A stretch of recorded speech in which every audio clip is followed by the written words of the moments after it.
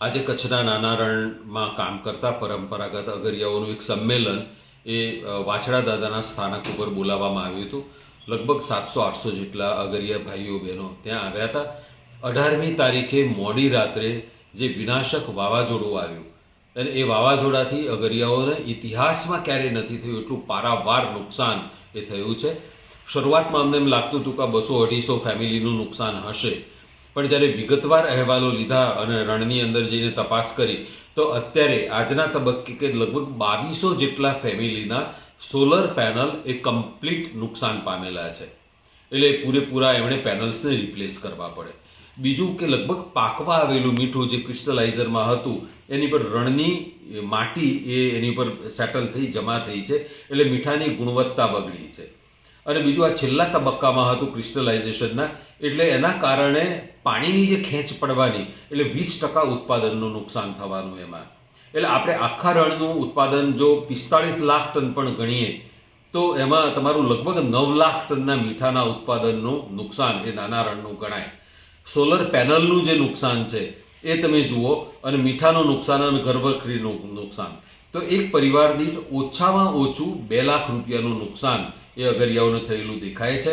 અને એ રીતે જ આ પરિવારોનું આપણે કુલ નુકસાનનો આપણે સરવાળો માંડવા જઈએ તો લગભગ 70થી 80 કરોડ એને થયેલું સીધું નુકસાન ગણાય. મીઠાના ઉત્પાદનનું નુકસાન જો બજાર ભાવે ગણીએ, બજારમાં જે ભાવ છે એ ભાવે, તો આ નુકસાનનો આંકડો 120 કરોડ સુધી જાય એવો છે, જે આ નાના રણના અગરિયાઓનો માથે આવી પડેલી આપત્તિ છે. અને આ આપત્તિમાંથી એમણે બહાર આવવાનું છે. આ તબક્કે અગરિયા હિતરક્ષક મંચ તરીકે સરકાર પાસે અમારી એક જ અપેક્ષા છે ને માંગ છે કે તાત્કાલિક રણમાં નુકસાનીનો સર્વે કરવામાં આવે. અગરિયાઓને સોલર પેનલનું જે નુકસાન થયું છે એ સોલર સિસ્ટમ જે સરકારે સબસિડીથી આપી હતી એ 80% સબસિડીથી સોલર પેનલો, સ્ટાન્ડર્ડ સોલર પેનલો એ સર્ટિફાઈડ એજન્સીની જે હોય પ્રોડક્ટ જે હોય એ એમને પૂરી પાડવામાં આવે. અને ત્રીજું કે રિલીફ મેન્યુઅલ પ્રમાણે કોઈ પણ આપત્તિમાં જે કેશડોલ આપવામાં આવે છે એ તાત્કાલિક સર્વે હાથ ધરીને એનું કેશડોલ અગરિયાઓને ચૂકવવામાં આવે. આ 3 અમારી મુખ્ય માગણીઓ છે. હજી સુધી સરકારે રણમાં કોઈ સર્વે શરૂ કર્યો નથી, એટલે આખા રણનો આ સવાલ છે. રણમાં તાત્કાલિક જે તે જિલ્લાના લાગતા વળગતા અધિકારીઓએ સર્વે કરી અને નુકસાનીનો અંદાજ એ ગાંધીનગરમાં એમણે આપવો જોઈએ, એ મોકલવો જોઈએ, જેથી સરકારને પણ ખ્યાલ આવે કે કેટલું મોટું નુકસાન આ નાના રણના અગરિયાઓના માથે આવીને પડ્યું છે. હાલમાં એક સર્વે ચાલી રહ્યો છે, શું કહેશો? હાલમાં એક સર્વે ચાલી રહ્યો છે સોલર. હાલમાં રણમાં કોઈ સર્વે નથી ચાલી રહ્યું. એ અંગે સરકારે કોઈ પરિપત્ર ઓફિશિયલ કર્યો નથી. અને GSDMA જે આપત્તિમાં આ પ્રકારના વળતર ચૂકવવાનું સર્વેનું કામ કરે છે, એ GSDAના જે રિલીફ માટેના ગાઈડલાઈન છે એમાં ખેતી છે, પશુપાલન છે, બીજા બધા વ્યવસાયો છે, ઉદ્યોગો છે, પણ એમાં મીઠાનો સમાવેશ નથી થતો.